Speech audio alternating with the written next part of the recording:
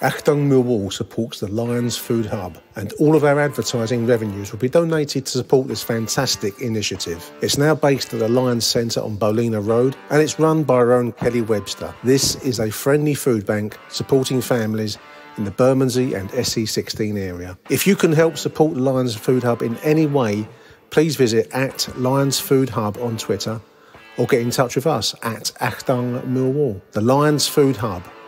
Come on, you Lions.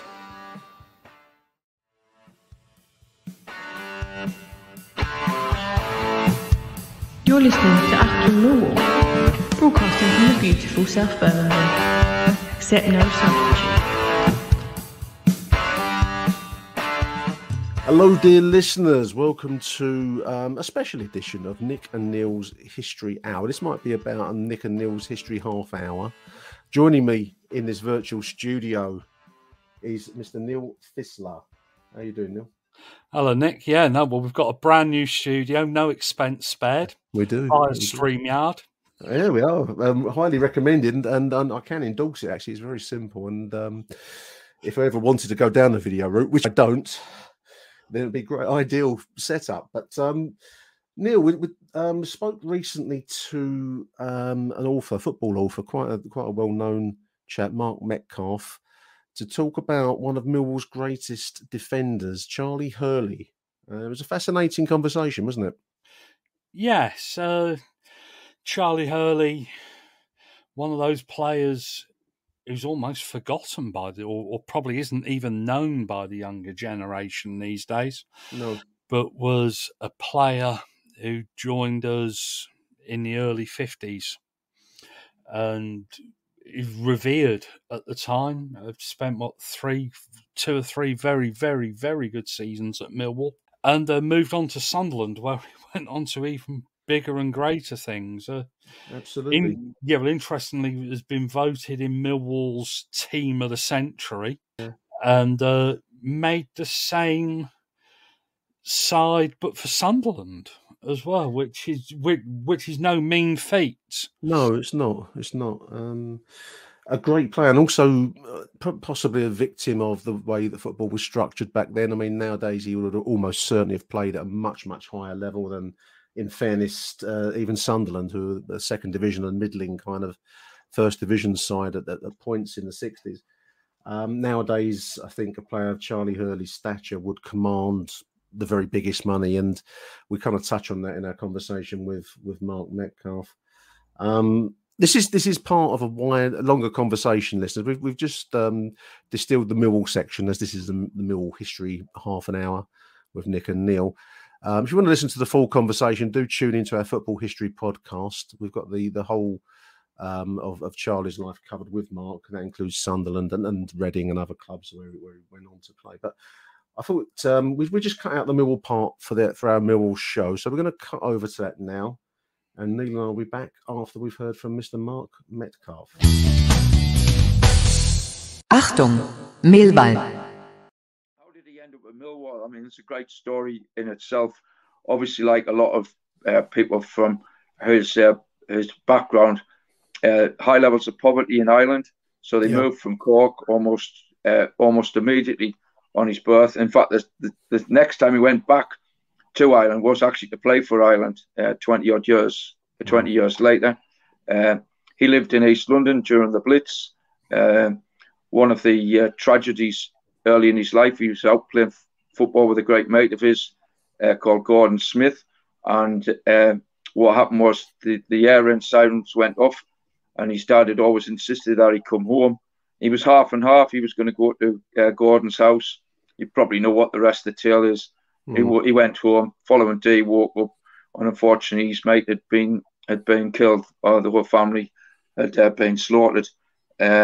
So he was lucky in that respect.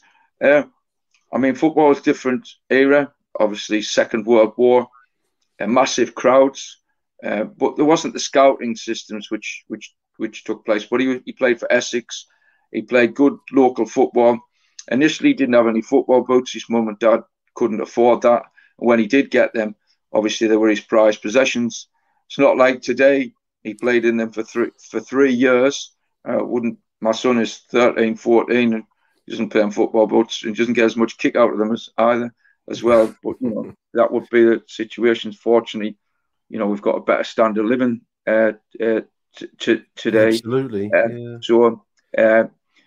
So anyway, West Ham sought to sign him, by which point he had, in fact, got a job at Ford's Dagenham, like a lot of Irish people. And his dad was a toolmaker there. Charlie was an apprentice, really apprentice. He was.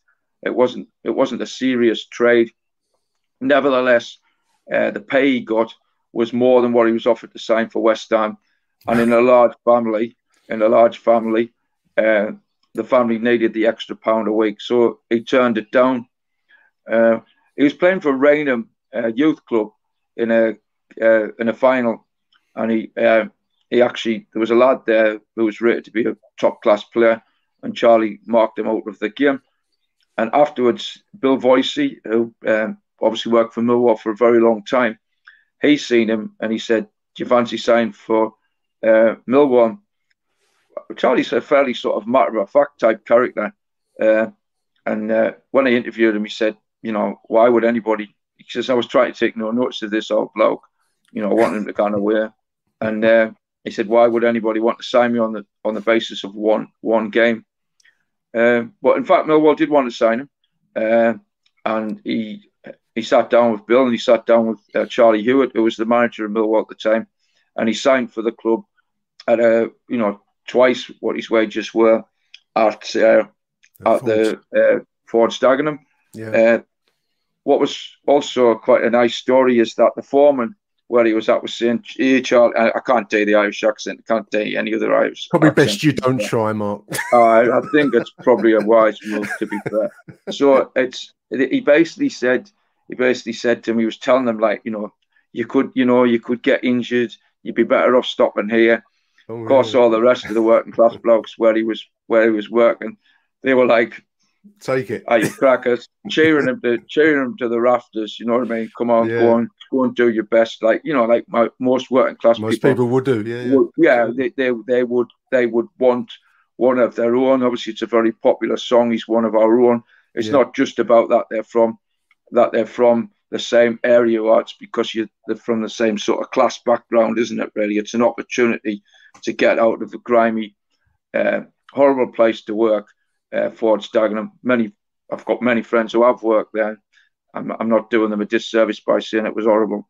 No, if you have a choice of playing football for a living, Mark, given the choice, you take the football. Yeah. Of course you do. I mean, we've charted this extremely well in the book on Fred Spikes. We called him the first great working class footballer. That joy of not having to go to work and doing something you want to do and outside. And so, Charlie, he was 16, very good footballer. Even at 16, he made his first team debut for Millwall at the age of 17. So it shows what a good player he was. Went down to Torquay. They went there and back in the same day. We're talking about 1953 here, Mark, aren't we? 1954, we're talking. 1954. He was born 36. Birthday in the October. Played in the January the 30th, 1954. 2's a piece draw. For the game, all the lads in the team are saying to him, just do your best, you'll be okay. And afterwards, they're all saying, "Bye, who are you? Can you play like that every week?" He'd made a real impression on these footballers. The Millwall were in the 3rd Division South. Yeah. They were doing okay, and they did do okay the first couple of seasons. But the problem with that was that to go up, you had to finish top, and they didn't. They finished 5th on one occasion, but then struggled a little bit. The man who had the most impression, without doubt, on Charlie as a footballer was the goalkeeper Malcolm Fillingson, who went on to replace Bert the Cat Williams at Wolverhampton Wanderers. Williams probably the greatest goalkeeper that's ever played for Wolves. And they've had one or two good ones over the years. But Malcolm wasn't very far behind him. He didn't play internationally because he was in Scotland and they had a few good goalkeepers. But Malcolm's attitude was quite straightforward. Firstly, even 40 years later when Charlie seen him, Charlie referred to him as his dad. So that gives you an idea of who was in charge of that defence, basically. Yeah. And Malcolm was, as is one, he just said, if I'm coming for the ball, get out of the way. And if you don't get out of the way, not only will I get the ball, but I'll get you. And that was Malcolm's attitude. He was an exceptionally talented goalkeeper, very, very brave goalkeeper, and proved ultimately to be a brilliant signing by Stan Cullis, played behind the great Billy Wright, and in a fantastic Wolves team. Well, he was a big impression. There were other players, John Shepherd, for example, up front, who was a talented goal scorer, very mobile footballer, John Shepherd, and a brave player. I don't know if you have ever interviewed his daughter, but his daughter did that fantastic. She has a book. Yeah. That's a really.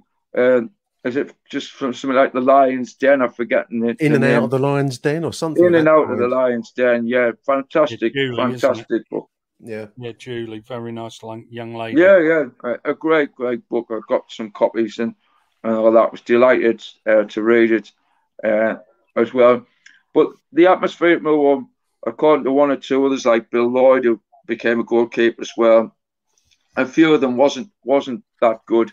Charlie Hewitt was very much the old school type manager, and he divided opinion. Mark is the modern. He divided opinion. Yes, he divided. That's one way of putting it. Yes, cheerful indeed. Charlie Hewitt.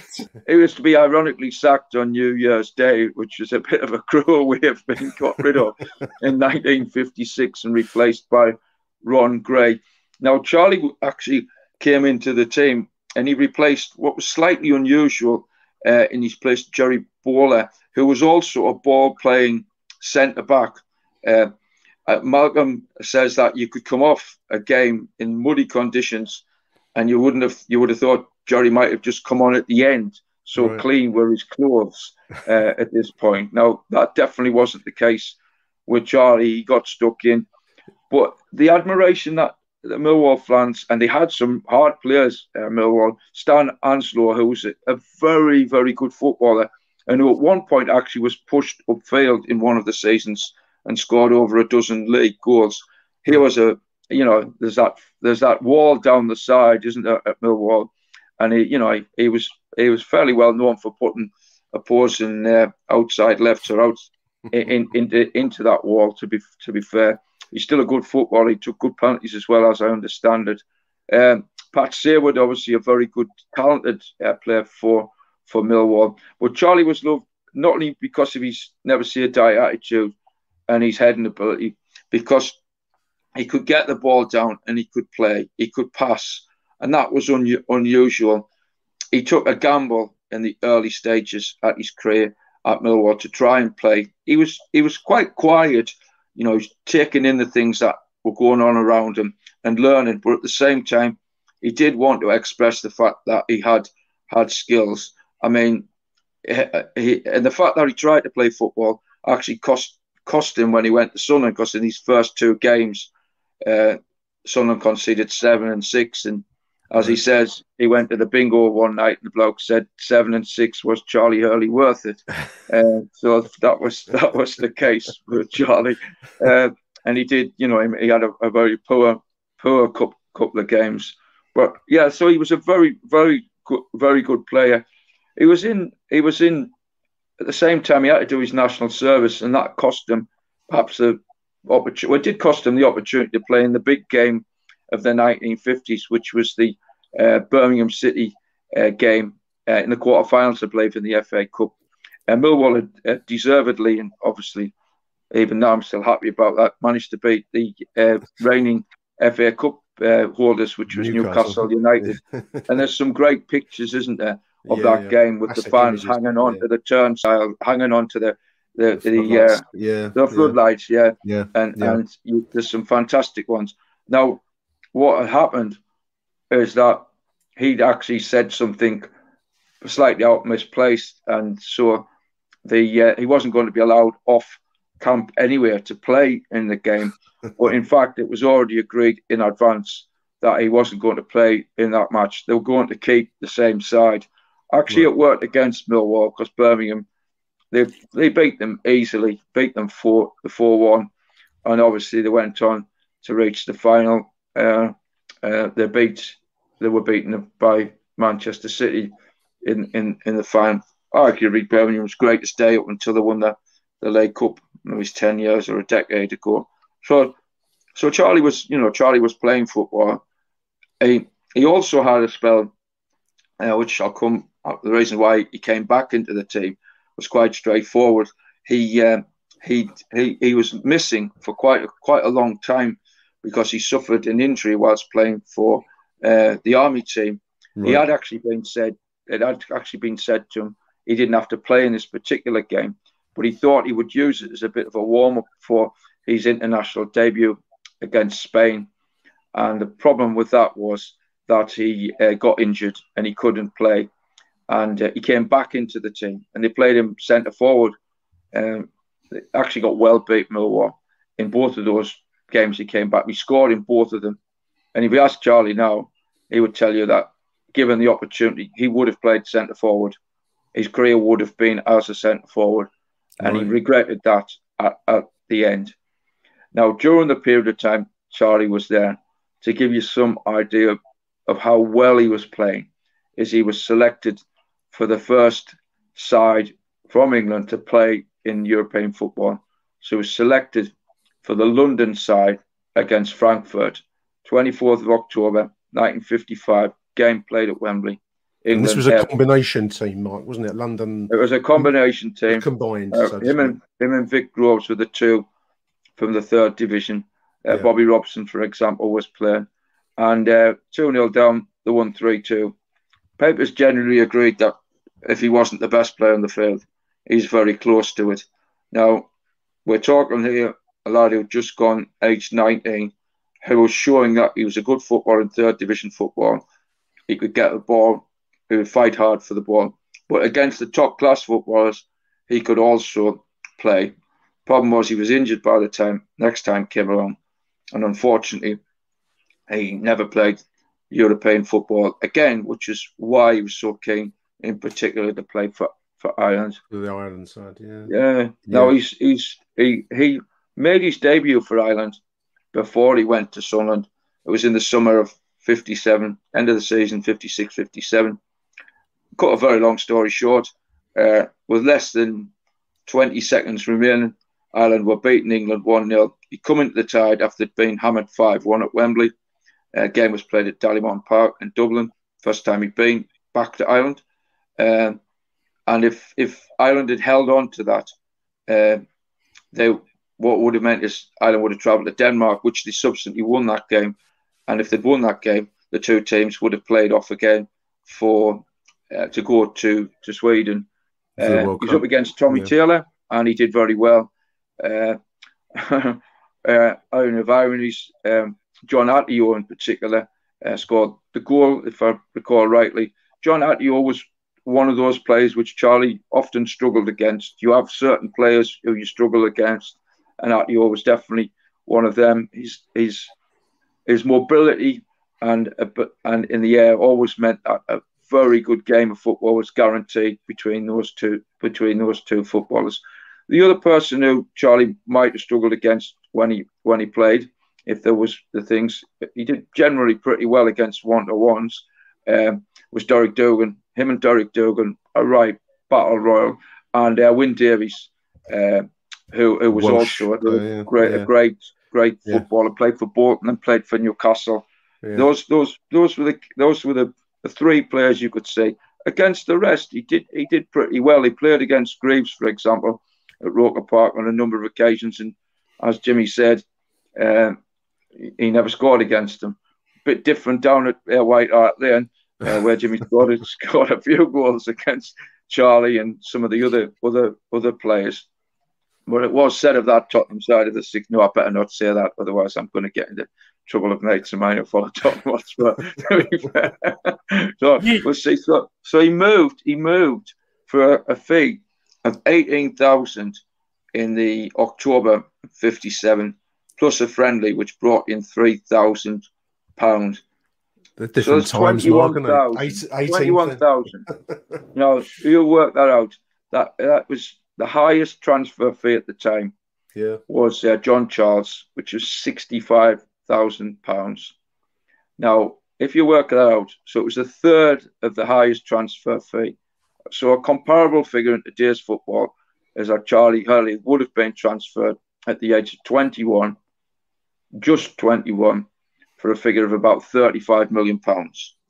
That gives you an idea. It's the sort of sums of money that Rio Ferdinand was transferred from West Ham to Leeds, and then from Leeds on to Manchester United. It gives you just some idea of his standing, and that was despite the fact that his injury had left him with a little bit. It reduced his ability, certainly, to make a sliding tackle, which were a key component of the game at that time. You can't get away with such tackles, of course, today. No question about that. So he would have been happy to be fair with that. So it gives you a good standard of how good he was. Achtung, Millwall. Neil, what a fascinating story Charlie's life is. You know, it's a social history as much as it is a football history, isn't it? Yeah, somebody like Mark, who very much is a social historian as well. Yeah, probably actually a little bit like yourself. I think. I mean, it's relevant. I mean, obviously, football has travelled a long way. The impact of money is manifold, and that was what wasn't in the lives of players of Charlie's background and in the game generally back then. I mean, he came from a very poor background in Ireland and came to work for the Ford Works in Dagenham. And money was the driving factor. I mean, I thought it was great, the idea that you'd have a choice between working on the production line at Ford's or maybe turning down a football career because you got paid more making the motors, you know. Yeah, but that was what happened back then, really, wasn't it? Now it's a no-brainer. Now you're offered millions at the age of 13, 14 to sign for clubs, and agents will buy your parents' house and all kinds of underhand things. But back then it was really a choice, because if something happened to you playing football, you were buggered, because there was no real welfare state, was there, as such, in the early 50s, and certainly wasn't as easy as it is now. I mean, these were hard men, and they, you know, we've touched on it already in other conversations, how the football world then, you had to be tough to survive.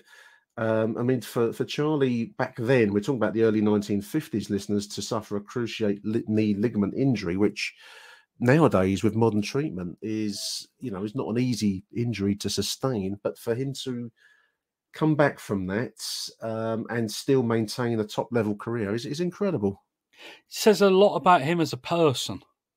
Yeah, as well as the skill of the surgeon, because but these days it's a relatively, I hate to say it's a relatively minor injury. It's still quite a serious injury, but you're out for a year, 8, 9, 10, 11, 12 months, and you come back.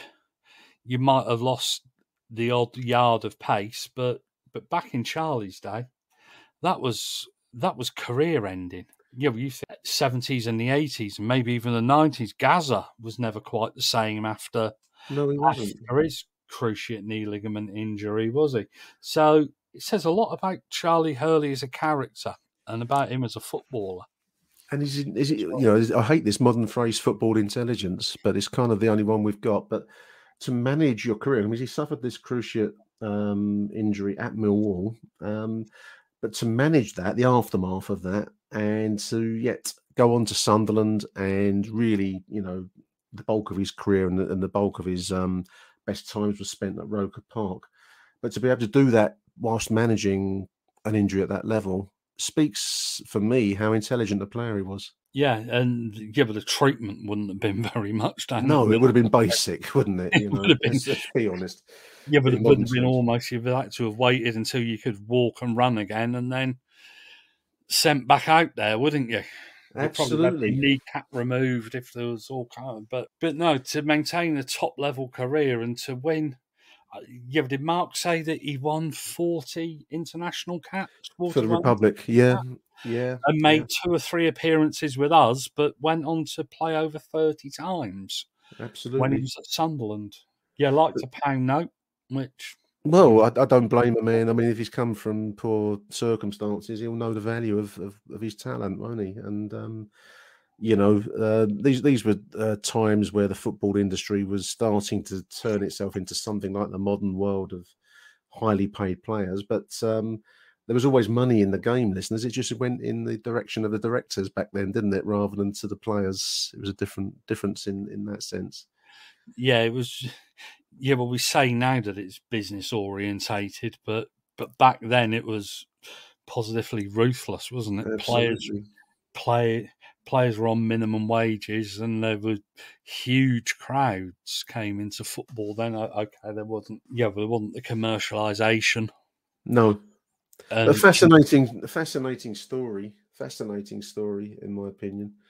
And there's a great quote on the Wikipedia page that the Irish have produced a great new world-class footballer in centre-back Charlie Hurley, and he would have been playing for Millwall at this time, listeners. So it's not often that you get that kind of sentence, Neil, is it?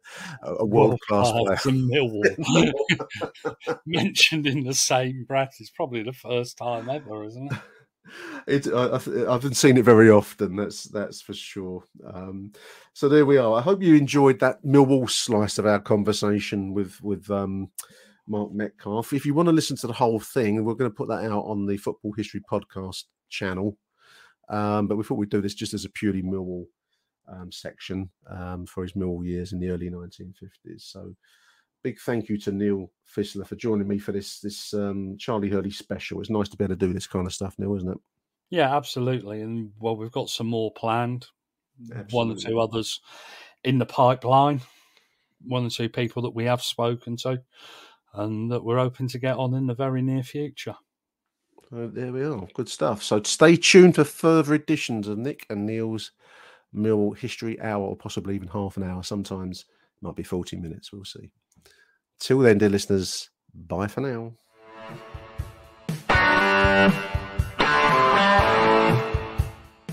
So, dear listeners, there's nothing beloved of the Millwall heart more than a game against West Ham United. It's almost, it is in our blood, and I'm going to reinforce that point with you today because my eye fell upon a wonderful page. I think it must be from a Millwall history book, and I believe it was Stan LDN on Twitter, who posted a photo of a 1906 FA report into a particularly keenly contested local derby, as the Sporting Life of the 19th of September 1906 puts it, a keen local rivalry between West Ham and Millwall. The game was played in the Western League, dear listeners, the Western League, which was a kind of a reserve-style league played at this time. Millwall and West Ham at this point were both Southern League clubs, but this game was played at Upton Park on the 17th of September 1906, and there was an FA report into the game afterwards. There is nothing new in this life, dear listeners. Nothing is ever new. So the Commission reported on the events at Upton Park this day. The commissioners, shall we say, were the Messrs. C.W. Alcock, Charles Alcock, who was one of the founder members of the FA and the creator of the FA Cup. I think he played for Wanderers in the very first FA Cup final, C.W. Alcock. Captain E.G. Curtis, don't know him, but certainly anyone called Captain Curtis inspires authority. And one H. Porter, that's the three-man commission into the events at West Ham on the 17th of September 1906. I'll read it verbatim for you, there's not much to it. The Commission, having taken evidence, are satisfied that this game was not contested in a friendly spirit, dear listeners. The play, on the whole, was far too vigorous, and there were many fouls which were unchecked. The match was not properly controlled by Mr. E. Case of the Cheshire FA, who was the referee. Consequently, we suspend Jarvis of West Ham for 14 days from the 30th of October for what we consider to be a serious foul against Dean of Millwall. In imposing this penalty, the Commission have regard to the player's previous good character. The players of both teams are censured and warned as to their future conduct. The referee, Mr. Case, is suspended for the season, for the whole season, With regard to the behaviour of spectators, the Commission are satisfied that there were unseemly incidents and that these were not sufficiently serious to warrant them taking any other action beyond requiring the West Ham Club to post special notices at their ground, warning their spectators of the consequences which may result from misbehaviour. The clubs, having admitted their knowledge of the vigorous and foul play, and that the game was not controlled by the referee, one of the clubs having protested to the Western League against Mr. Case being appointed by the league in any of their future fixtures, are both severely censured for not having reported the matters to the FA. And then they go on to list some punishments for West Ham, that there should be a clear space of 10 feet between the touchline and the fence and supports with spectators, that sheet iron advertisements shall not be attached to the fence. Sheet iron adverts shall not be attached to the fence unless the edges are protected. So bare edges were on show. And that there should be a clear space of 15 feet between the goalposts and the spectators. So the Sporting Life reports on a keenly contested rivalry which exists between these two East London combinations was plainly in evidence, it says, at Upton Park yesterday when a poor display resulted in a victory for West Ham by 1-0. An evenly contested game. Sounds like it was more rough stuff than actual flowing football, shall we say.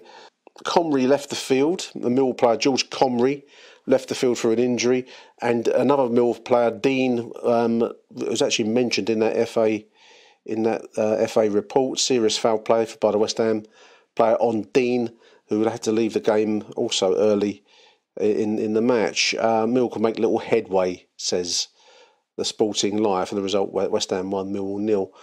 The Bolton Evening News goes into matters in a little bit more detail, dear listeners. It's only a paragraph. Bolton Evening News up north, 18th of September, this edition. A free fight, a match, says the Bolton Evening News. At Upton Park yesterday, West Ham United played Millwall in their match in the Western League. So rough was the play of both sides that the game soon lost all interest. The hostile spirit was not confined to the players. Oh dear. To such a pitch of excitement were the spectators roused by a regrettable and severe injury to Dean, the Millwall outside right, that a free fight took place at one end of the ground. In a scuffle with Jarvis, the Millwall left half, Dean was thrown heavily against the railings and he injured his side so badly it may be some time before he's able to play again. This will probably be on these advertising hoardings that the FA were talking about. This was not the only misfortune that befell Millwall. Shortly after the change of ends, Comrey was hurt, and like Dean, he had to be carried off the field. West Ham winning the game by 1-0. So it sounds all go there. Free fight, fist fights in the crowd, players being thrown against the fence, against the advertising hoardings, which the FA have instructed must not have bare metal edges. It sounds like a good old school Millwall versus West Ham game. The Western League still exists, actually. Interestingly, it's actually on the same level nowadays as the Isthmian League. It's a kind of a feeder to the Southern League. No, it's actually levels 9 and 10. So it's further down still than the Isthmian League. It feeds into the Southern League. Their champions are promoted to the Southern League Division 1 South. Nowadays, it's based almost exclusively with West Country, Cornish, Devonian, Dorset sides. But back in the day, it used to be treated as a second kind of competition, inferior to the Southern League. But certainly, just looking at the list of champions from the 1900s, I mean, you've got Pompey, Tottenham, Millwall won it twice in a row, 1908, 1909. West Ham had won it 1907, Bristol. I think there is concern. I was reading in James Murray's Millwall Lions of the South book that there was an actual concern on the workload being imposed on the players. It was pretty relentless stuff. Pitches were heavy. The North Greenwich pitch where Millwall had played at this time was known as a kind of a mud bank, largely speaking, because of the nature of the soil there. So the players were quite literally becoming exhausted by the relentless cup competitions, Southern League workload, and then throw in the Western League. It was treated as a reserve competition. Often, certainly at Millwall, many of the first team players will be doubling up duties in the Western League as well. So we withdrew probably around about the time of the departure of Millwall from the Isle of Dogs to New Cross. I think that was the point at which the Western League was quietly shuffled off into the into the past. It would continue, predominantly Western of England sides. Yeovil, I'm seeing won it in 1930s, Bristol Rovers. But then post-war, it becomes very much the likes of Weymouth, Barnstaple, Trowbridge, Salisbury, Saltash. Current champions, season curtailed in 2021 and 2020, but the current champions were a team called Willand Rovers from 2019, a Devon side.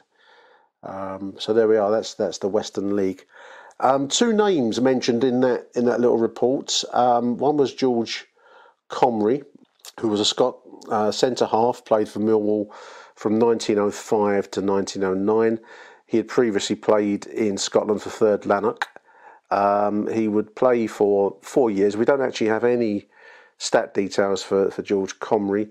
He was seen very much as, reading the Lions of the South, he was seen very much as a kind of a reinforcement of the Mill defence in those early 1900s.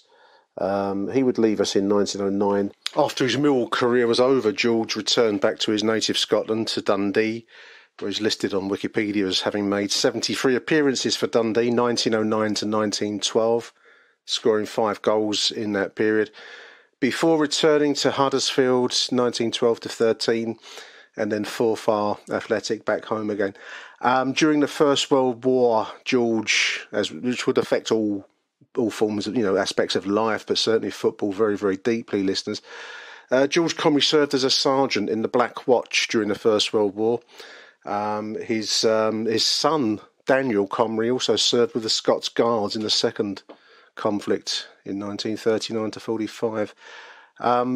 George Comrey, dear listeners, 1885 to 1958. He died aged 73 in Falkirk in Scotland. The other name that caught my eye, which is quite a nice kind of cigarette card of him, on Wikipedia, you can look this up. Alf Twigg, that's spelled Twigg. He was an association footballer, as they put it. He played as a forward. Made 182 appearances for the Lions, or the Dockers, I should call them, 1905 to 1910. During the late years on the Isle of Dogs, 182 appearances, as we said, and 88 goals. That's some scoring record by Alf Twigg. He came from Ashby de la Zouche in Leicestershire. He born in 1882, died 1957. He played as a forward, having been around some local clubs there, Burton Albion, Hinckley and Gainsborough Trinity. The bulk of his career was spent playing for the Dockers on the Isle of Dogs. One fascinating record that he holds here, though, which is relevant to this fixture. Twigg holds the record for the highest number of goals scored between London rivals Millwall and West Ham United. He scored 10 times against West Ham, his first goal being on April the 16th, 1906, and his last goal against the Hammers on the 26th of April, 1909. That is a fascinating and wonderful statistic. John Alfred Twigg, 1882 to 1957. R.I.P. Alf. There we are, dear listeners. I hope you enjoyed that little section on a typically robust fixture played between West Ham and Millwall. A 1-0 win on this occasion for the Hammers, but the usual standard FA inquiry to follow. Big thank you for listening, dear listeners. All the best. Thank you for listening to AchtungMillwall. If you enjoyed the show, please go over to Apple Podcasts and leave us a cheeky little review. Arrivederci Millwall. Till next time. Who do you want to watch?